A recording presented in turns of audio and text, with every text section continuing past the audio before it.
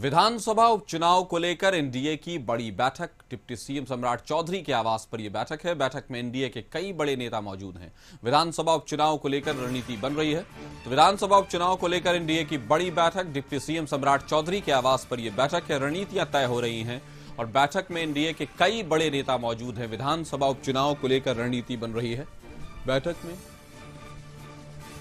विधानसभा उपचुनाव को लेकर यहां रणनीति बन रही है तो माना जा सकता है। देख सकते हैं आप किस तरह से तस्वीरें उभर कर आ रही हैं। नेताओं का काफिला पहुंच रहा है। एनडीए के लिए अहम बैठक, आने वाले 4 चुनाव के लिए रणनीतियां तय हो रही हैं। इस खबर पर ज्यादा जानकारी के साथ ब्यूरो चीफ नील कमल हमारे साथ जुड़ गए हैं। नील, बताएं कि जिस तरह से आप देख रहे हैं एनडीए की बैठक चल रही है और मैराथन बैठक की तरह बिल्कुल हो रही है, रणनीतियां तय हो रही हैं, 4 सीटें अपने आप में बहुत मायने रखती हैं, क्या कहेंगे आप?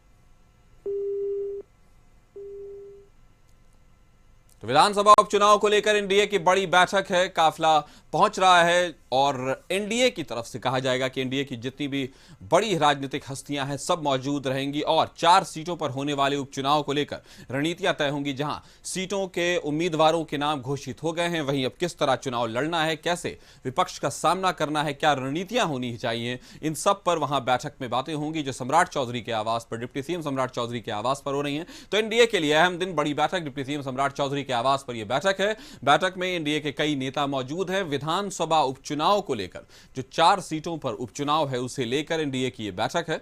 आप देख सकते हैं किस तरह से तस्वीरें उभर कर सामने आ रही हैं। तो विधानसभा उपचुनाव को लेकर यहां तो हमारे साथ ब्यूरो चीफ नील कमल जुड़ चुके हैं। नील, बताएं कि जिस तरह से बैठकें हो रही हैं, मैराथन बैठक, 4 सीटें अपने आप में बहुत मायने रखती हैं। अब उम्मीदवारों की भी घोषणा हो चुकी है, क्या कहेंगे आप? पूरी रणनीति बनाई गई, खाका तैयार किया गया और उसके बाद ये भी तय किया गया कि जो चुनाव है उसमें कोई केंद्रीय नेता जो बीजेपी है वो चुनाव करने नहीं है। एक हमारी खबर है सिर्फ अपना सवाल दोहराएंगे। जी नील कमल, ये बताएं कि जिस तरह की बैठक चल रही है वो और 4 सीटों के लिए उपचुनाव होने हैं तय है, रणनीतियां महत्वपूर्ण होनी चाहिए, 4 सीटें अपने आप में अहम होती हैं, क्या कहेंगे आप?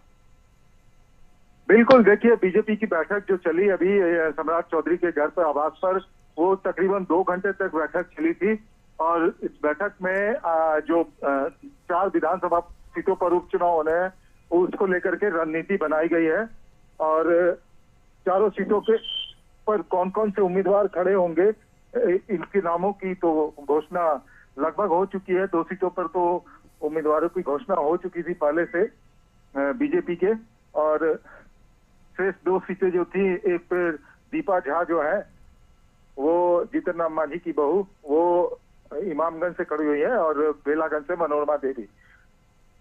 तो ये है और रणनीति जो बनाई गई है इसमें कि चारों सीटों पर बीजेपी के तमाम जो कार्यकर्ता हैं वो जेडीयू और एनडीए के जिन तमाम घटक दल हैं उनके कार्यकर्ताओं के साथ मिल करके चुनाव प्रचार में लगेंगे और सभी दल के नेता चारों विधानसभा सीटों पर चुनाव प्रचार में जाएंगे। तो ये रणनीति बनी है कि चारों सीट पर किसी भी तरीके से जीत हासिल करनी है, क्योंकि उसमें से पहले जो 2 सीटें थी वो बीजेपी के पास थी और 2 सीटें जो है वो एक आरजेडी और एक जो है वो इमामगंज से जीतन राम मांझी ने जीत हासिल की थी। तो वो सीट जो है वो फिर से इमामगंज की दे दी गई है हम पार्टी को। अब उनकी बहू वहां से चुनाव लड़ने वाली है। काशी जी, तो नील कमल, क्या ये माना जाए कि ये जो 4 उपचुनाव है ये दोनों ही पक्षों के लिए लिटमस टेस्ट की तरह है?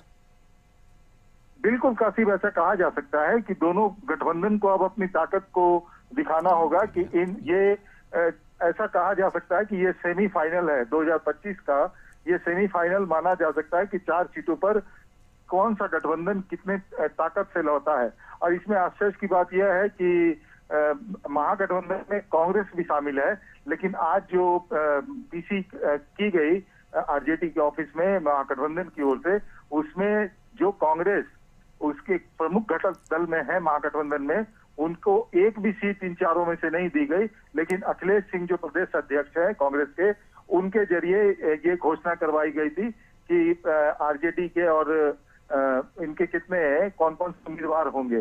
तो ऐसे में समझना मुश्किल नहीं है कि जो एनडीए की बैठक हुई थी उसमें लोजपा जो भी घटक दल हैं उनके, हम के, जेडीयू के, बीजेपी के, तमाम जो एनडीए के घटक दल हैं उनके मेंबर यहाँ पे मौजूद थे और सभी ने अपने अपने बातों को रखा है। और वहीं देखा जाए तो महागठबंधन में आज भी आरजेडी का ही वर्चस्व कायम है और कांग्रेस जो है वो लालू प्रसाद यादव की पार्टी राष्ट्रीय जनता दल पीछे चलने पर मजबूर है। तो अब यह उपचुनाव ही बताएगा कि आगामी 2025 का सिनेरियो बिहार का कैसा होगा। जी, तो कहीं ना कहीं उस सिनेरियो को बिल्कुल बता देगा और कहने के लिए बहुत ही महत्वपूर्ण है। आज एनडीए के लिए आज अहम बैठक हुई है जिसमें 4 सीटों पर जो उपचुनाव हो रहा है उसमें क्या रणनीतियां होंगी, क्योंकि कहीं ना कहीं हमने देखा कि सीटों के जो नाम है, जो उम्मीदवारों के नाम है वो बता दिए गए। तो हमारे साथ जुड़ने के लिए नीलकमल आपका शुक्रिया। खबर पर नजर बनाए रखें। फिलहाल